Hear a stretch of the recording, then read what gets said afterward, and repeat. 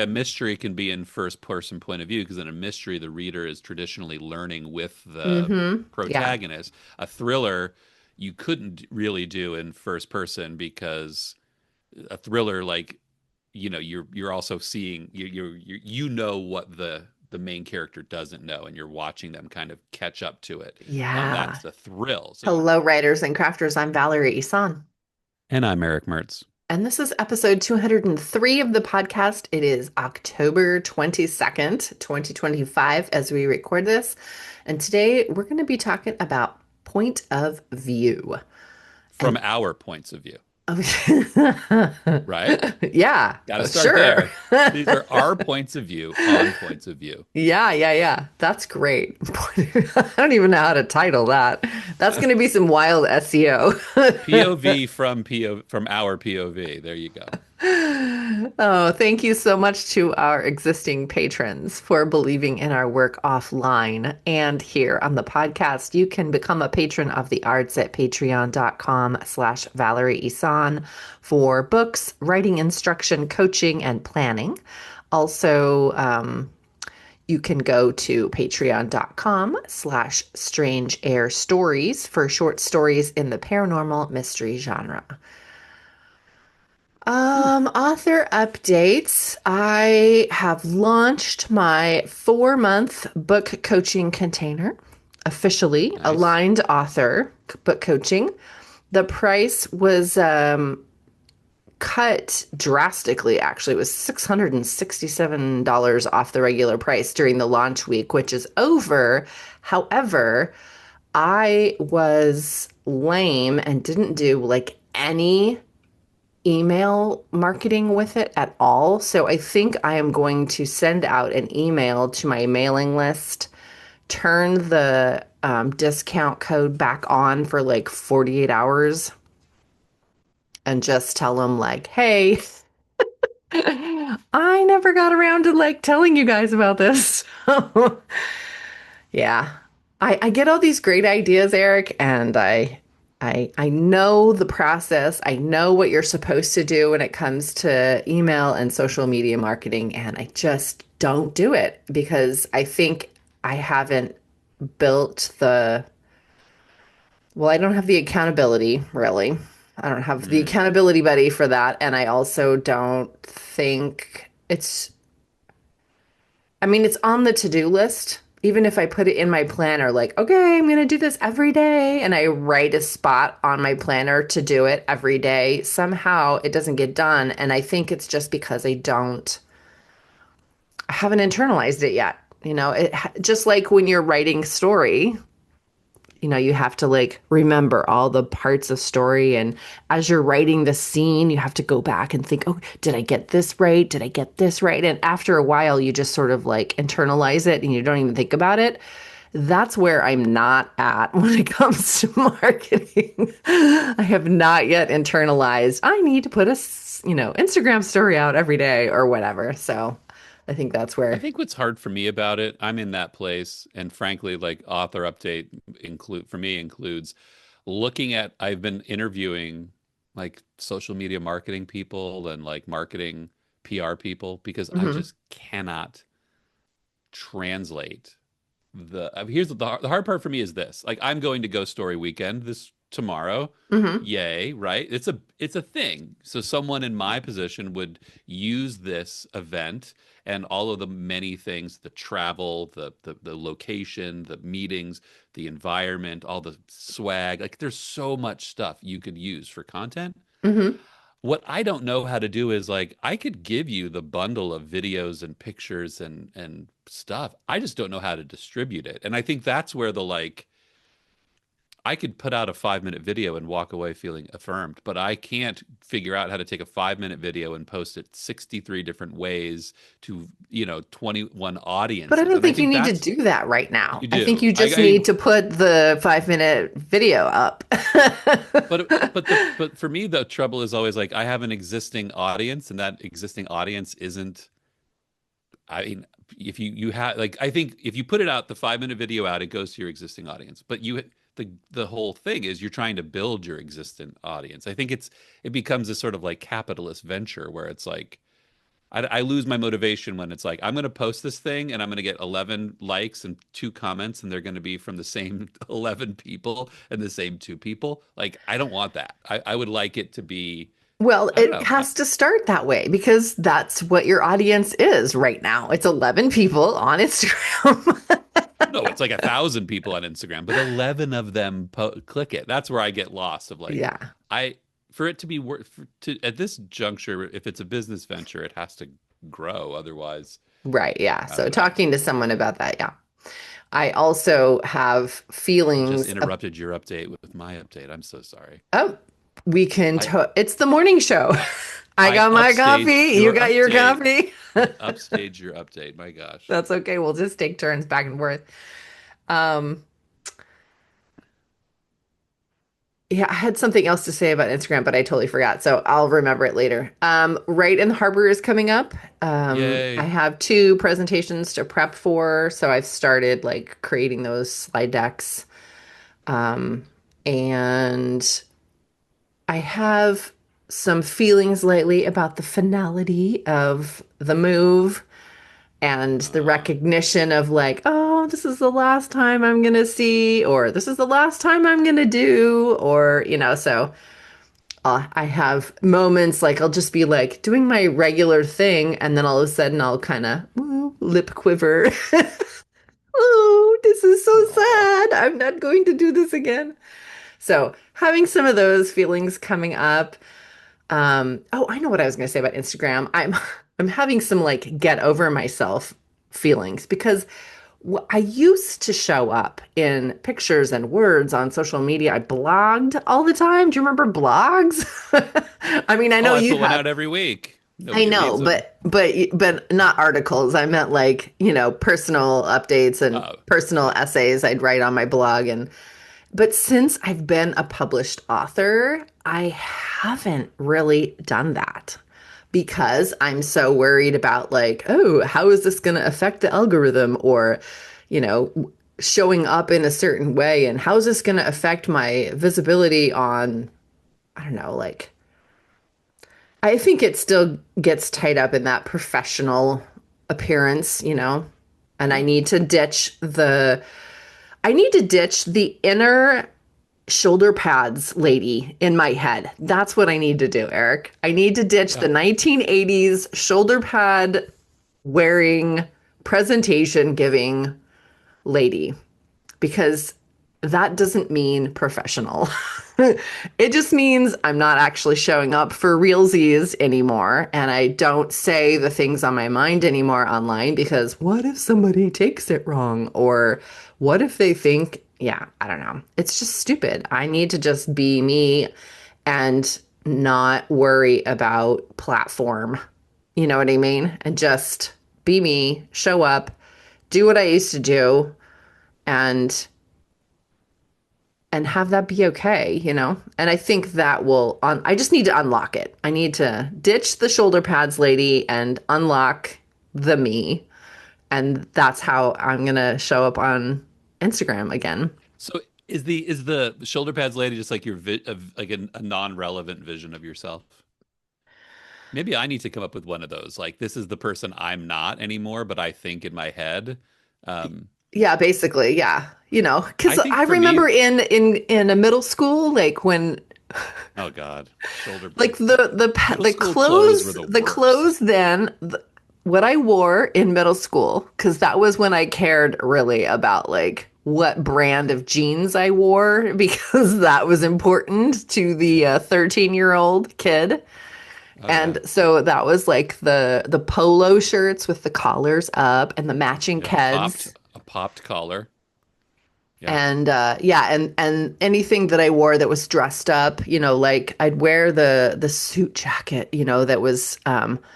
like Oh my pastel gosh, and kind of like that's long crazy. and boxy, and it had the shoulder pads, and shoulder pads were that's what made it cool, was having the shoulder pads. So in my brain I still have this like professional lady,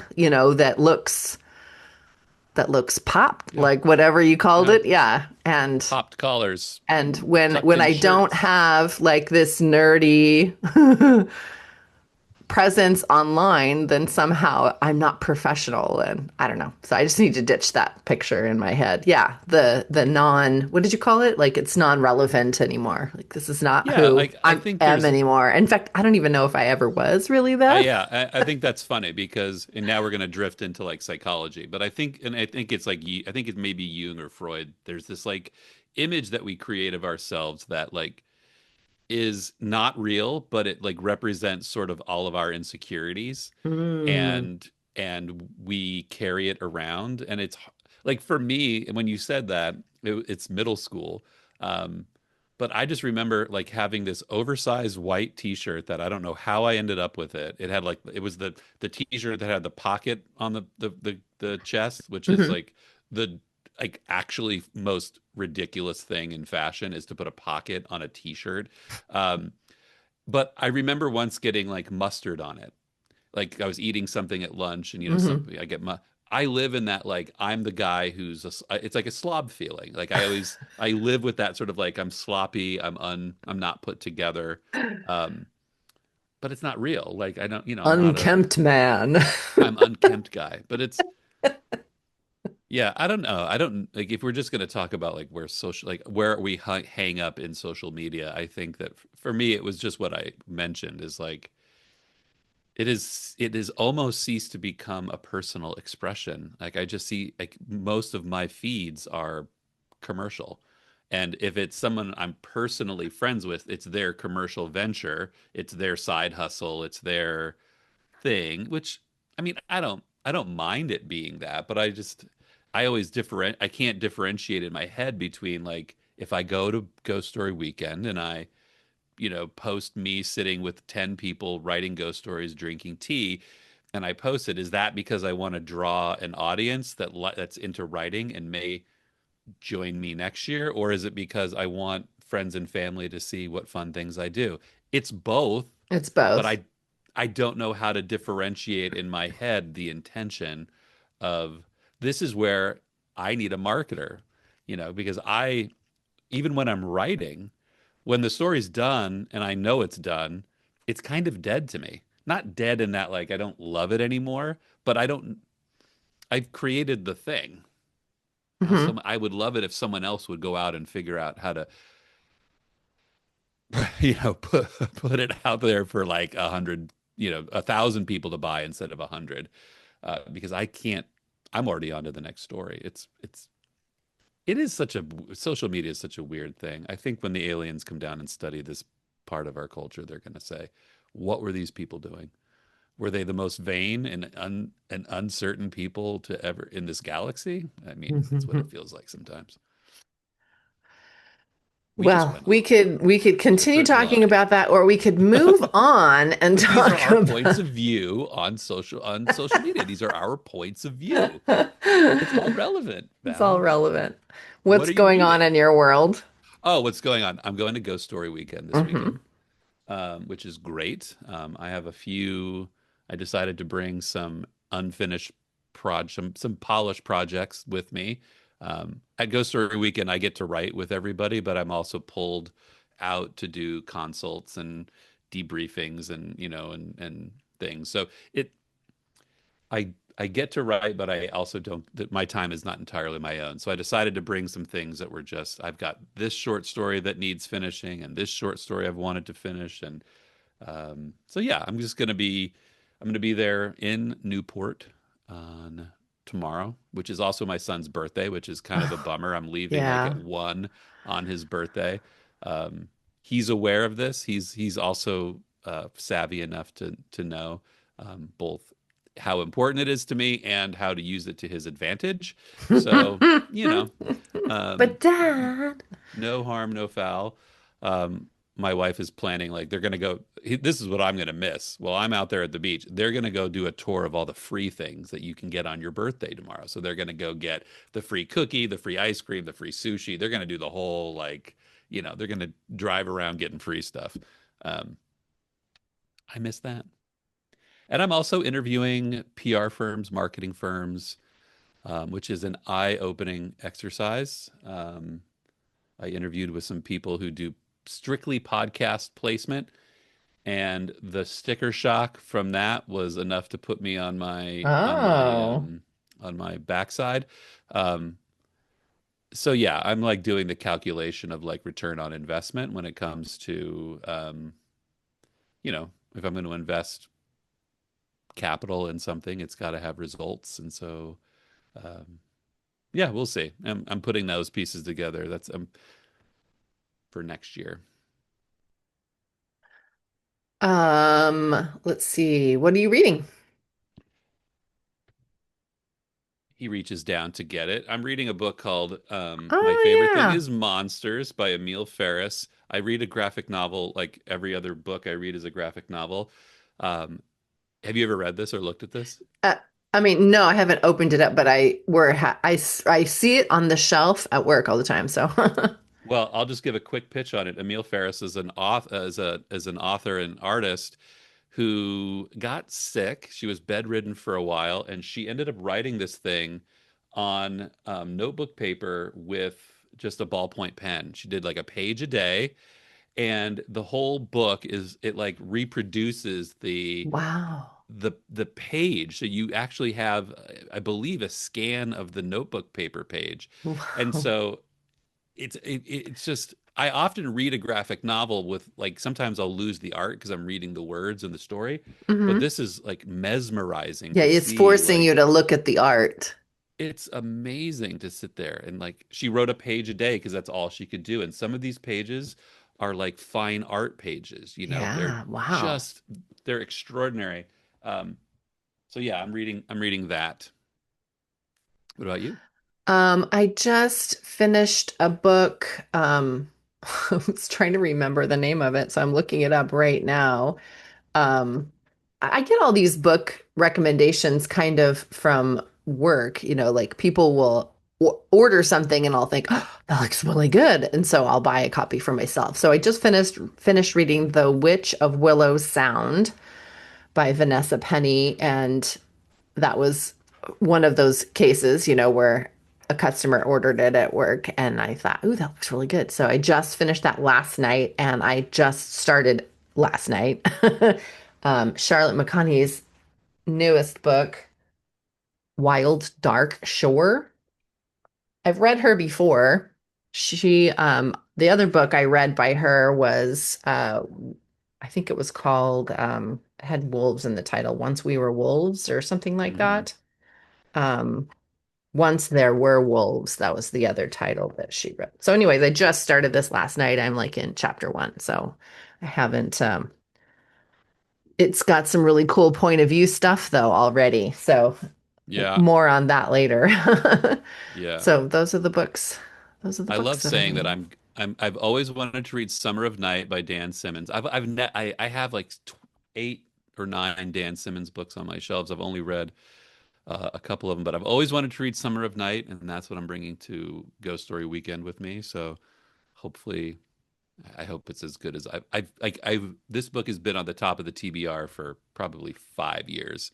Um, and I have two podcasts that I listen to have like broken it down and analyzed it, and I've ignored those. Like I just won't listen Oh, to yeah. those episodes. Hmm. So this is like my Halloween, Ghost Story Weekend Halloween week read and project is to really immerse. It's supposed to be like the best. It's like the apparently it's like the better version of It by Stephen King. It's like people say Okay. if you like It, you'll love this book. So I'm super stoked Cool. to uh, to read that book. Yeah. Awesome. Let's talk about point of view, though. All right. In Point my of point of view. view, I'm excited to read that. If I put it in front of my mom, her point of view would be, this looks dreadful. So, Point of view different is stories. important.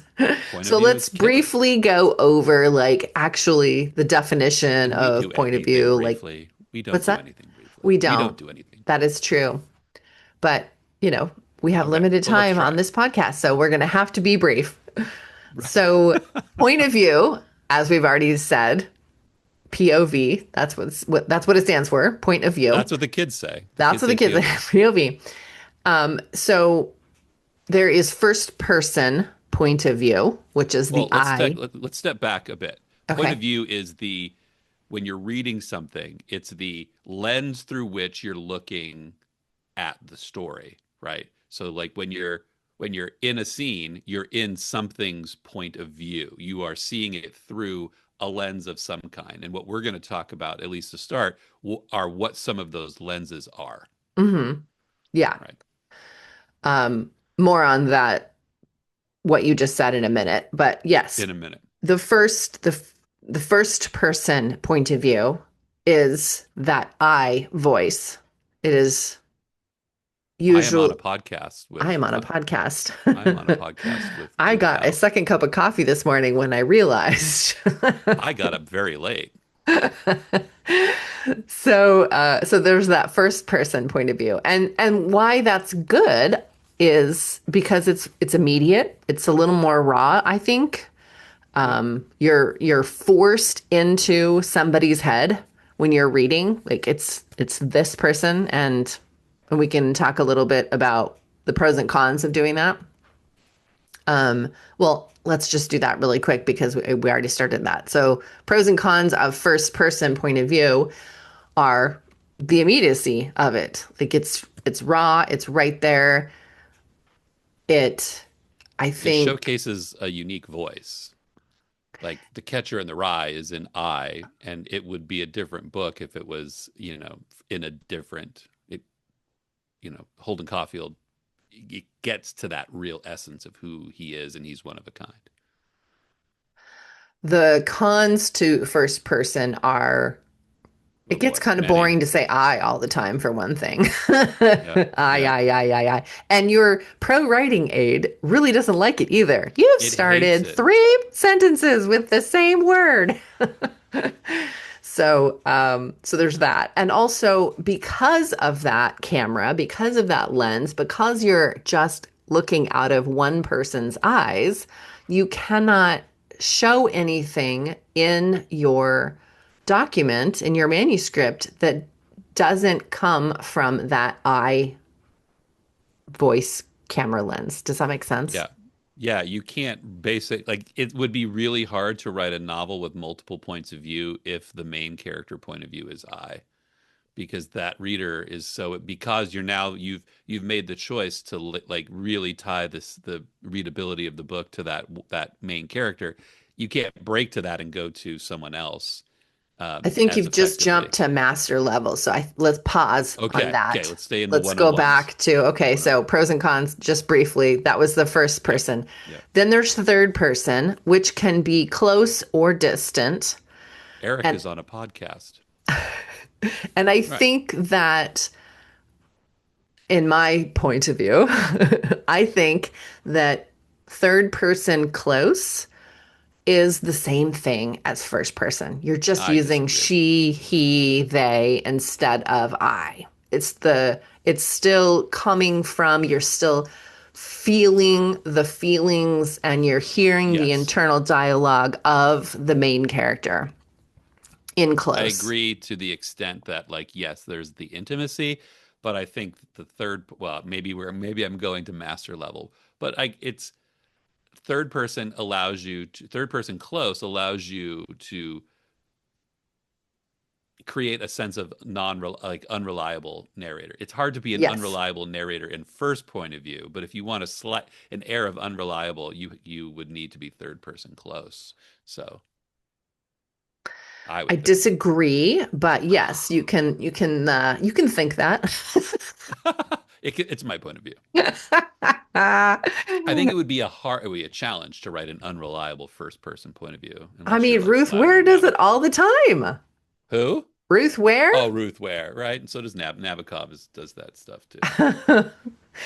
But So, these are 600 level writers. then there's omniscient, and I don't know. I think that omniscient point of view is outdated.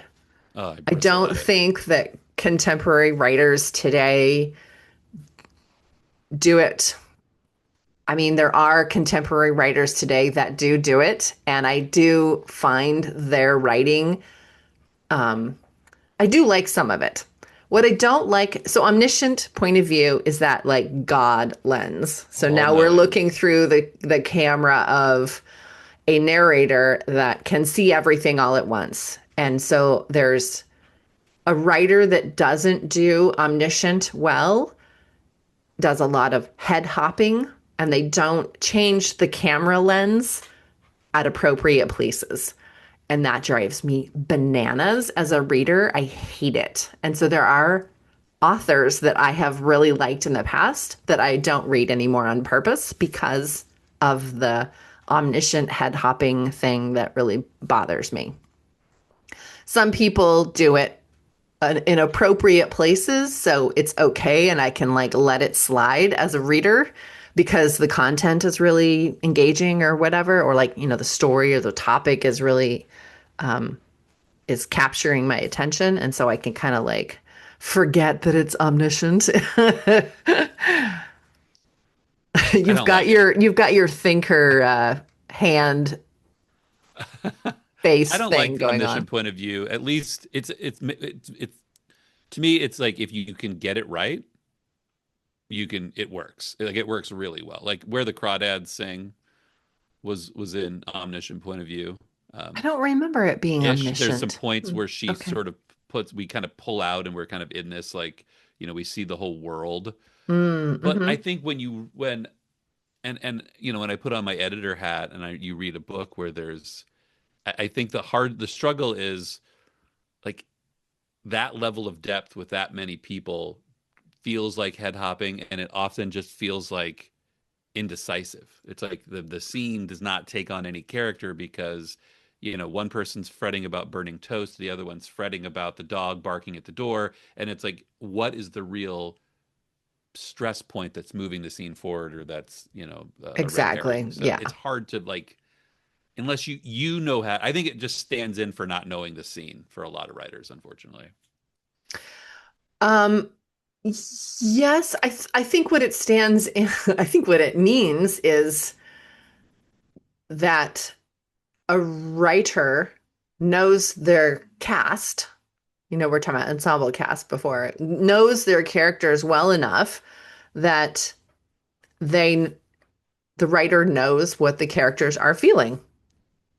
And so as that omniscient writer person, they they can easily flip back and forth between characters, or not flip back and forth, but like you can be in third person close, like Charlotte, is the main character, and you're going through her internal dialogue, and then all of a sudden she's having interaction with Sam, and then the narrator will pop into Sam's head and display like a feeling or an internal dialogue. But there's no way that Charlotte would know that.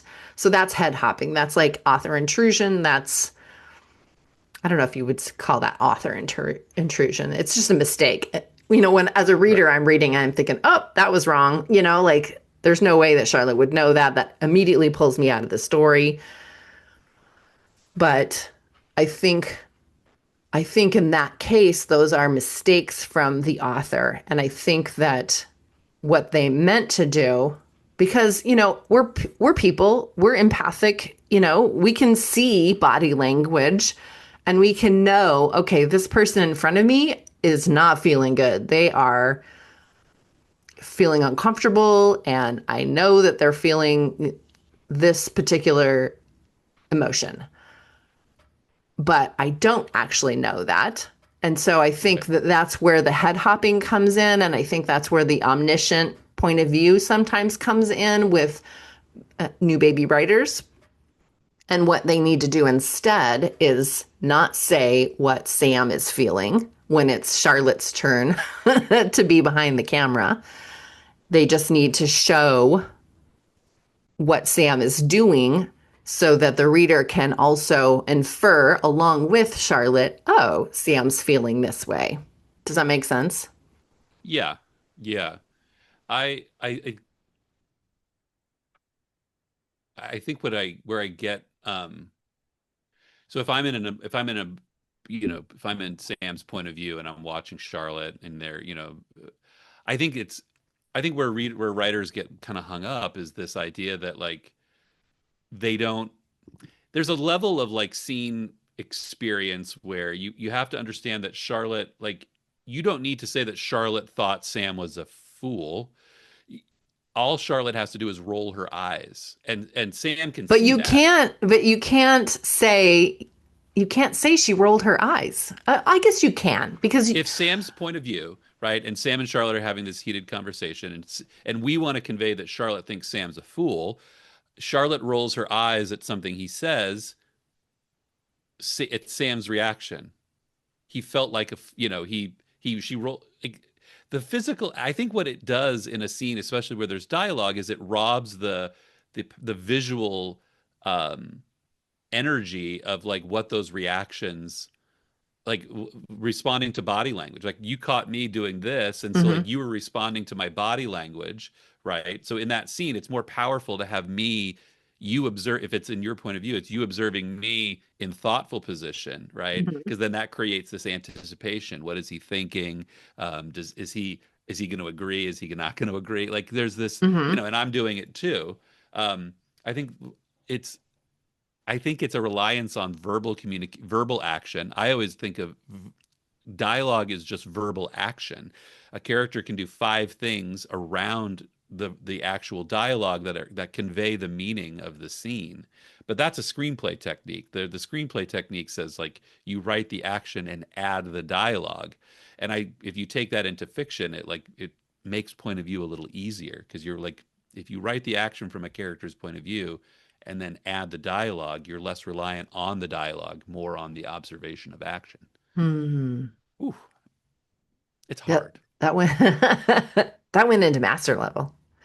So let's take it I feel like over. that was Let's 300 level. let's 300 go level. into a little bit. Yeah, let's go a little deeper quickly again. So first person, the pros and cons are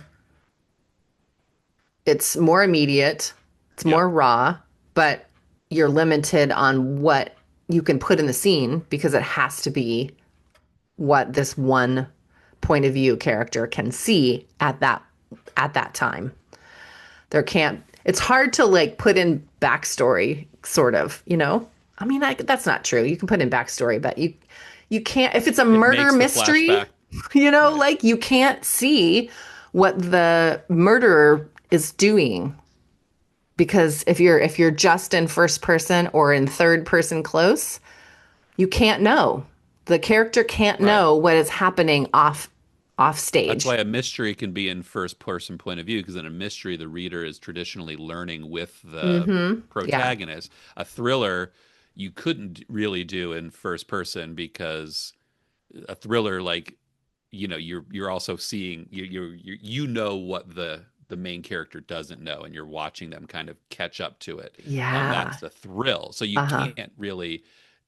It's also no like point of view really strongly connects to genre because Mm-hmm. you Exactly. yeah you Because of couldn't what you really just said. yeah fantasy would be hard because you're always in ensemble like you're often in ensemble mode because you have a party Mm-hmm. usually.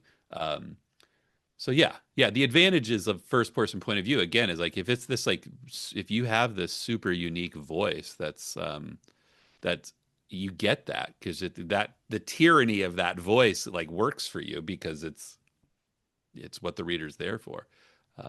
If not, you have to wonder. You have to have a reason for first point of view. I think you have to have a strong case for it. I don't know. I just think sometimes the story calls for it and Right. that's like the character voice is so strong and you just write it and it happens to be in first person. There Right. are, like you said, genre expectations. You know, like YA tends to be in first person. Right. Fantasy tends to be third person. Yep. Not omniscient, but can be a little more distant. Right. Um, Literary is a lot of times in first person because the character is a um is cat is well literary is so different. I guess it's yeah, hard to say literary, you because can kind of do whatever you want with it. literary. I think So, short stories work really well in first person because you have such a limited amount of time to immerse the mhm. reader, removing that layer of distance is helpful in that. I think a successful short story is, um, when you are shifting point of view, like we're Oh not saying boy. you can't do it, but Yeah. when you Yeah. do, it should be, in my point of view, Uh-oh. it should Uh-oh. be only at chapter breaks. I disagree. I know you do, and I know I you do have because seen you it read what I write. artfully done in um in scene breaks. Scene breaks. Has to be a scene break. There has to be something that denotes the, if we were doing a scene of two people doing a podcast and we were shifting back and forth, there would have to be something. Here's what I always say. There has to be something that motivates the shift of point of view. There has to be a Yes. reason. Yes. It's not authorial boredom either. If you're just bored writing from my point of view, which and then wanting to shift to vowels, that wouldn't work. But if suddenly like I have to get up and use the restroom, interrupting the podcast, that would be a perfect time to shift to your point of view, right? Like Mm-hmm. there has to be a reason. That's where I get lost when I'm editing a book, or like, why are we shifting here? Mm-hmm. Yeah. Yeah. So don't ever do it in the sentence or in the paragraph, you know? Unless the character is psychic. I said that to an author once and they thought I was being sarcastic, but unless your character is psychic and can read that person's thoughts, Uh-huh. then yeah. But yeah, don't just, your characters aren't psychic. Your odds are your characters aren't psychic. Yeah, why do you think it has to be on a chapter break? I'm just going to ask that. Because Because that's pretty stiff. because That's pretty I stiff. think as a reader, the Okay. reason I am reading is because of character. Because I want to like experience the world through this character's point of view. And if I am shifting back and forth between different characters too frequently, then I never can get into that head, really. Then I become too distant. Then I become kind of an omniscient reader, and I'm just sort of like watching this from afar. I'm not immersed in the story. And so Yeah. if you're going to shift, I think having a whole character or a whole chapter, excuse me, for one character allows that to happen for one thing. There's other reasons too, but like I I think think that's the main one. I think I like the shift inside of a chapter. I think it's early in a book. I think you do shifts. You stay chapter points of view, right? Clearly, your main character might have two chapters, characters one, just showing who's the main character. But I think as a way of working with pacing, as you get later in the book, as like the mystery is starting to unravel, or as something is working itself into as the two co-investigators are coming together. You can increase pacing if you Hmm. are breaking every 1,500 words as opposed to 3,500 words. You can Hmm. kind of heighten that tension. But again, I'll go back to say what I said. It's got to be motivated. If there's no other reason other than authorial boredom, um, then, yeah, it's not going to work. Reader's going to know. So, So, in closing, there's so much more to talk about and unpack we could, around point of view. But in closing, I think the camera test is a good way to make sure you're in point of view, that you're not head hopping because you're right, just looking through the camera lens of what the character you're writing at that right. scene, in that scene, what they can see. See, know, I have a believe in that scene. Right. And I have a tool for that. The way I taught myself that was watching movies, especially character-driven movies. Um, it watch because the camera cannot focus solely on looking out of a character's eye. It's You can watch a scene. Let's say I always think of Breaking Bad, right? There are scenes that are Walter White scene. They are told from his point of view, right? There are also scenes involving Walter White that are from another character's point of view. And so watching how the camera in a well done television show or a movie subtly shifts the point of view in a scene involving many characters is a great way to like find this, help find the subtlety for yourself. It right. There's just a difference in a Walter White scene from Walter's point of view and a scene from Gus's point of view. But it happens and it's real. You get that feeling after the scene, like, wow, this was like a powerful Gus scene or something. So yeah, the Just camera test is a important. little caveat to that, which is not really point of view related. It's more like an editor seeing it. But if you are, if the character is hearing something, like they can't see it, it's not from their camera, but they can hear it, that's still in their point of view. But to say Samantha heard the, you know, the footsteps approaching, you can take that heard part out. Like it doesn't, that has nothing to do with, you don't need those words in the point of, for point of view. Right, right. Just having someone approach is not putting you out of point of view because the character could still hear that approach. It's not. So that's, I guess, a master level part Yeah. of the, No, I that's a think you're little too right. in the weeds, but Yeah. No, I think that makes sense. so Um, camera test. Also, what I wanted to say quickly about point of view too is I love the idea of distance is a dial and not a switch. So you can zoom in, oh yeah. and that's really like for sensory stuff or like just a thought beat, like internal dialogue, like not pensive thinking, but like those little micro movements or whatever, and for emotional impact. And then you can zoom out for more context and reflection and summary or whatever.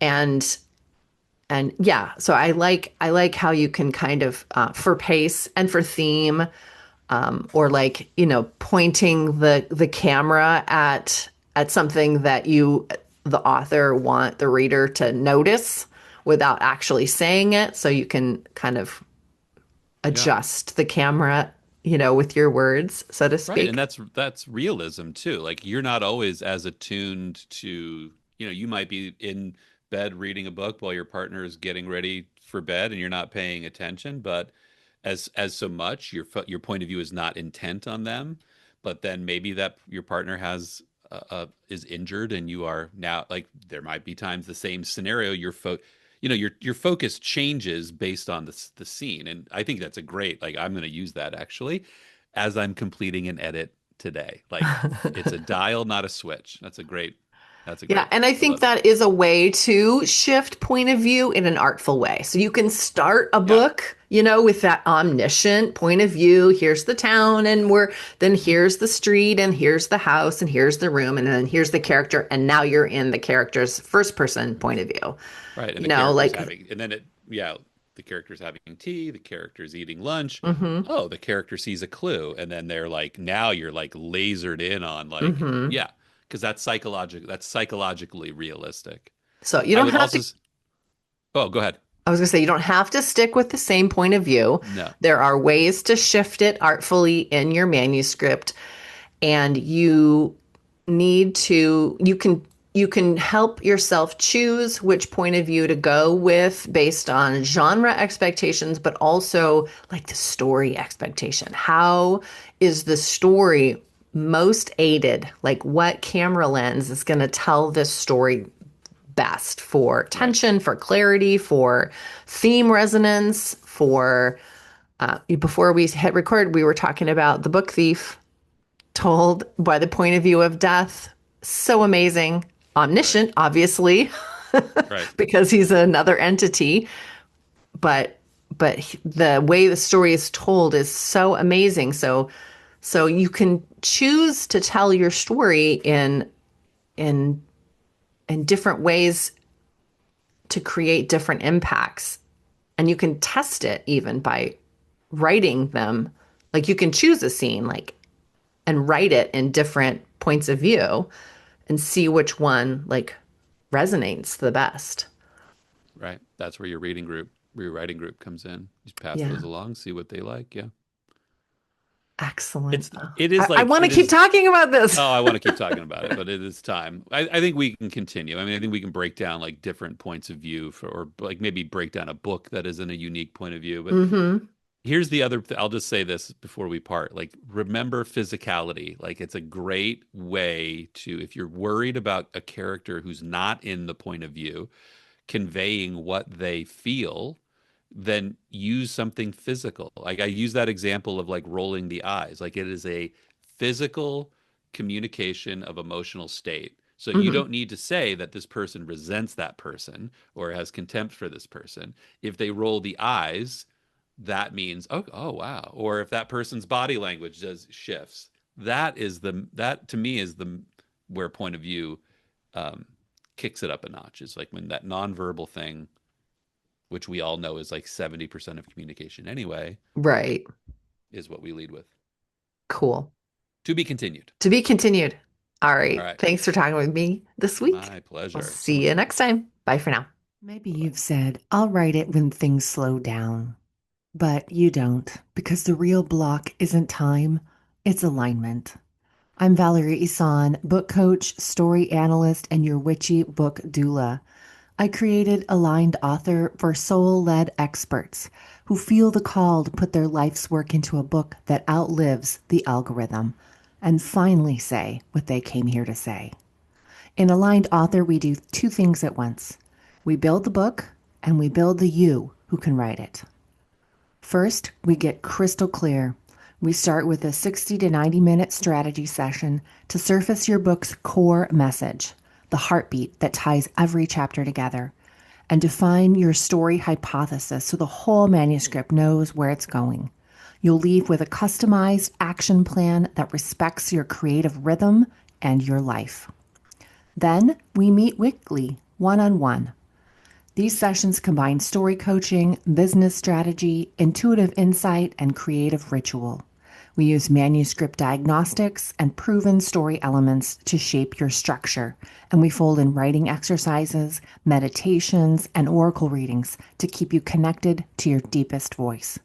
All calls are recorded for reflection. Between sessions, you're not alone. You get ongoing accountability, weekly, monthly, and direct messaging, so momentum becomes normal. You'll also have access to group reflection and celebration circles because your book may be solitary, but your becoming doesn't have to be. Here's what shifts. You stop trying to write every day out of guilt and start writing on a sustainable rhythm with boundaries that protect your focus and your family time. You stop wondering if your story is redundant. Spoiler, your lived experience in your language is exactly what your reader craves. You stop chasing agents and trends before you even have a book and start building a manuscript that moves readers to action and grows your visibility.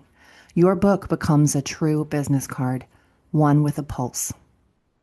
What you actually master: story structure, the elements that make a narrative breathe, self editing with discernment, and the art of moving readers so your message lands and lasts.